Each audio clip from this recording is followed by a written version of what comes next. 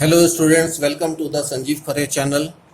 आज मैं आपको जो हमारा थर्ड चैप्टर है linear equations in two variables का, उसके सॉल्यूशंस कैसे निकाले जाते हैं इसके बारे में मैं आपको बताऊंगा।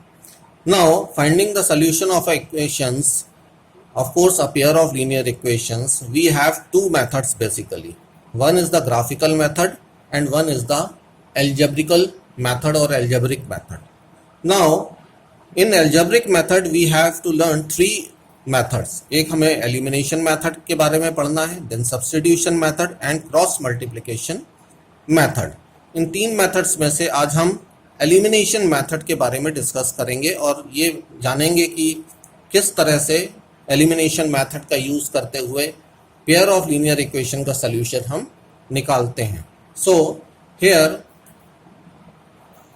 Let's understand how we use this method. Now the concept behind this is making the coefficient of any variable same. तो इसका जो कॉन्सेप्ट है स्टूडेंट्स वो ये है कि हम किसी भी एक वेरिएबल का जो कोफिशिएंट है उसको हम बराबर करने की कोशिश इसमें करते हैं। हम इसको समझने की कोशिश करते हैं थ्रू एन एग्जाम्पल। यहाँ पर पहला मैंने आपको एग्जाम्पल लिखा हुआ है, this is 2x + 3y = 9 and 3x + 4y = 5। Now students इसमें आप देखिए यहाँ पर x का कोफिशिएंट 2 है, यहाँ x का कोफिशिएंट 3 है। अगर हम x के कोफिशिएंट को बराबर करना चाहते हैं तो हमारी प्रायर नॉलेज के हिसाब से हमें मालूम है कि इसको हम 3 से मल्टीप्लाई करेंगे तो ये 6 हो जाएगा, यहाँ पर हम 2 से मल्टीप्लाई करेंगे तो ये 6 हो जाएगा।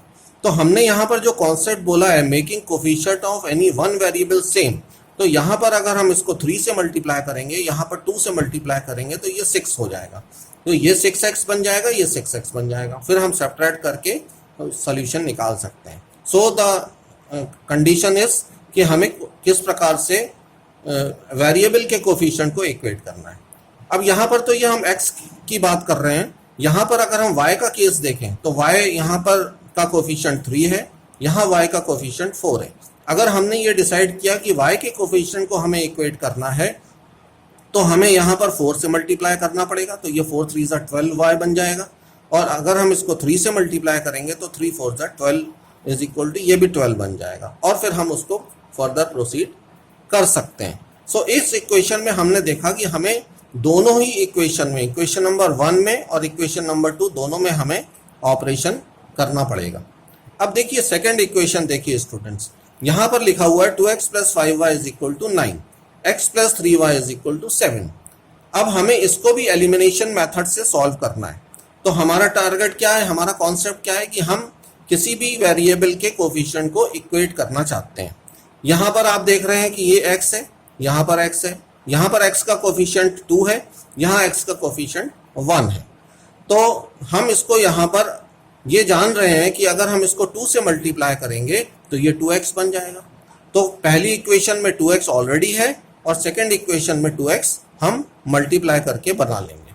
तो स्टूडेंट्स ऐसी भी इक्वेशंस आपको मिलेंगी जिसमें हमें दोनों ही इक्वेशंस में ऑपरेशन करने की ज़रूरत नहीं है, हमें एक इक्वेशन में ऑपरेशन करके हमारा काम बन जाता है। जैसे इस इक्वेशन में हम इसको पूरी इक्वेशन को 2 से मल्टीप्लाई कर दें तो हमारा काम बन जाएगा और हमारे कोफिशिएंट ऑफ x इक्वेट हो जाएंगे। अब तीसरी इक्वेशन देखते हैं students, -5x + y = 3 and 5x + 2y = 5। अब इस इक्वेशन को अगर हमें एलिमिनेशन मेथड से सॉल्व करना है तो हमें ना इक्वेशन 1 में और ना इक्वेशन 2 में किसी भी ऑपरेशन की ज़रूरत है, या मतलब हमें किसी भी नंबर से मल्टीप्लाई करने की ज़रूरत नहीं है। क्यों स्टूडेंट्स?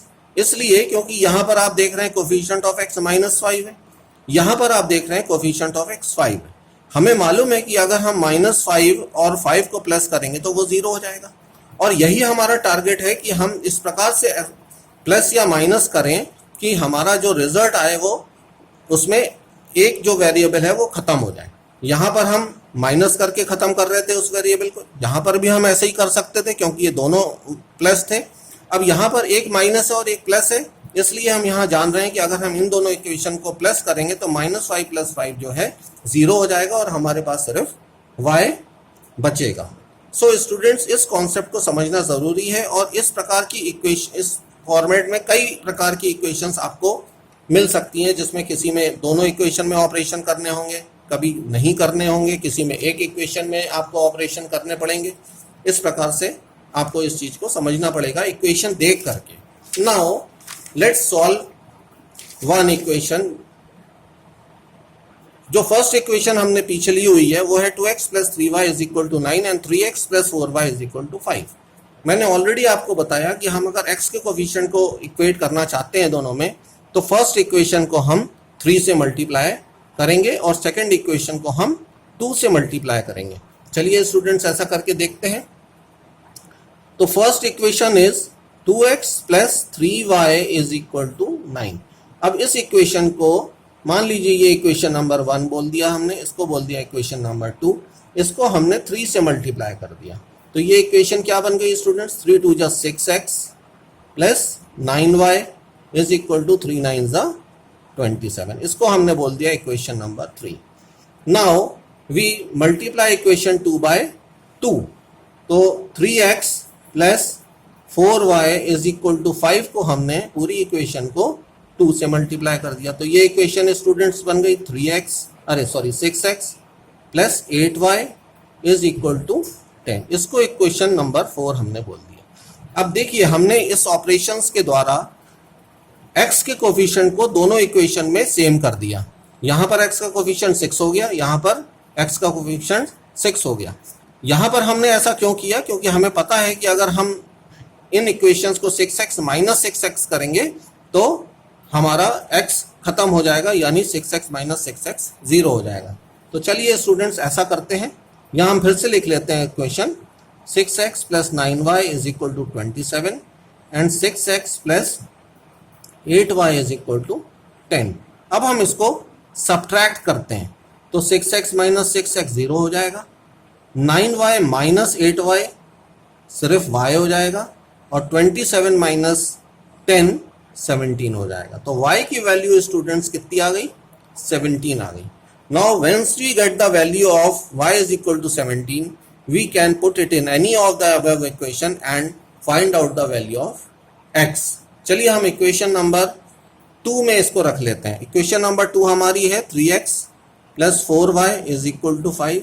y की वैल्यू हम स्टूडेंट्स पहले ही निकाल चुके हैं, तो ये हो जाएगा 3x + 4 × 17 = 5। तो ये कितना हो जाएगा? 3x 68 = 5।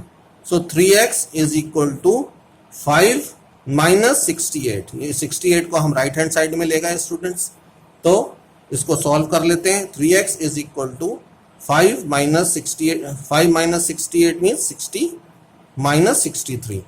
सो x की value is 363/3। 3 1s are 3, 3 2s are 6, 1। So the value of x is 21। तो स्टूडेंट्स इस प्रॉब्लम का ये जो पेयर ऑफ लीनियर इक्वेशन है, इसका सोल्यूशन क्या हुआ? x = -21 and y = 17। y = 17। So this is the method of elimination of solving the pair of linear equation. So student ये कॉन्सेप्ट आपको ध्यान रखना जरूरी है कि यहाँ पर हमें x के कोफिशिएंट को इस प्रकार से इक्वेट करें कि उसको अगर हम ऐड करें या सब्ट्रैक्ट करें तो वो 0 बन जाए। यहाँ पर हमने 6x लाया, सब्ट्रैक्ट किया तो वो 0 बन गया। यहाँ पर लास्ट इक्वेशन में देखिए, इसको हम सिंपली अगर ऐड कर देंगे तो ये 0 बन जाएगा और फिर हम उसको सॉल्व कर लेंगे। स्टूडेंट्स आई होप आपको ये मेथड अच्छे से समझ में आया होगा। Now you practice more and more problem so that आपकी इसकी इतनी प्रैक्टिस हो जाए कि आप सारे प्रॉब्लम्स अच्छे से कर सकें। मुझे लगता है आपको समझ में आया होगा, और अगर आपको बहुत अच्छा लगा तो आप प्लीज़ मेरे चैनल को सब्सक्राइब करें। Thank you.